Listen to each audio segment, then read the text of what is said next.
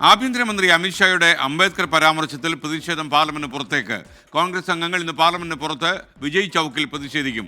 രാഹുൽ ഗാന്ധിക്കെതിരെ കേസെടുത്തത് വിഷയത്തിൽ നിന്നും ശ്രദ്ധ തിരിക്കാനുള്ള ശ്രമമാണെന്ന് കോൺഗ്രസ് ആരോപിച്ചു. ബൽറാം നെടുങ്ങാടി വീണ്ടും ചേരുന്നു ഡൽഹിയിൽ നിന്ന്.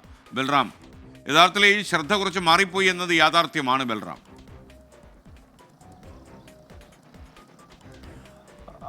അതേ സ്കേൻ, കഴിഞ്ഞ ദിവസം രാവിലെ തുടങ്ങുന്നത് ആഭ്യന്തരമന്ത്രിയുടെ വിവാദ പരാമർശം, അദ്ദേഹത്തിൻ്റെ രാജി ആവശ്യപ്പെട്ടുകൊണ്ടുള്ള പ്രതിഷേധം ഉൾപ്പെടെയുള്ള ആവശ്യങ്ങൾ ഉന്നയിച്ചാണെങ്കിൽ ഉച്ചയോടെ സഭ 11 മണിക്ക് സമ്മേളിച്ച് തൊട്ടു പിന്നാലെ തന്നെ ശ്രദ്ധ മുഴുവൻ ഈ കയ്യാങ്കളിയിലേക്ക് മാറുകയായിരുന്നു. ഇന്നലെ നടത്തിയ വാർത്താ സമ്മേളനങ്ങളിൽ ഇരുവിഭാഗവും ഈ വിഷയം ഉന്നയിച്ച് തന്നെയാണ് ആരോപണ പ്രത്യാരോപണങ്ങൾ നടത്തിയതും സ്വയം ന്യായീകരിച്ചതും.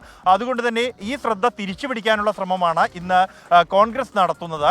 ഇതിൻ്റെ ഭാഗമായാണ് ഇന്ന് പ്രതിഷേധം സഭയ്ക്ക് പുറത്തേക്ക് മാറ്റുന്നത്. അതിൽ മറ്റൊരു വിഷയം കൂടി എന്നുള്ളത്, സഭയ്ക്കകത്ത് സഭാ കവാടങ്ങളിലുള്ള പ്രതിഷേധം ശക്തമായി തന്നെ സ്പീക്കർ വിലക്കിയിട്ടുണ്ട്. ഈ ഒരു ഘട്ടത്തിൽ കഴിഞ്ഞ 19 ദിവസവും സഭാ കവാടത്തിൽ നടത്തിയ പ്രതിഷേധം കോൺഗ്രസ് എം പിമാർ പുറത്തേക്ക് കൊണ്ടുവരികയാണ്. വിജയ് ചൌക്കിൽ ഇന്ന് രാവിലെ 10 മണിക്ക് കോൺഗ്രസ് എം പിമാർ പ്രതിഷേധിക്കും. ആഭ്യന്തരമന്ത്രിയുടെ വിവാദ പരാമർശം ചൂണ്ടിക്കാണിച്ച് അദ്ദേഹത്തിൻ്റെ രാജി ആവശ്യപ്പെട്ടായിരിക്കും ഈ പ്രതിഷേധം നടക്കുക.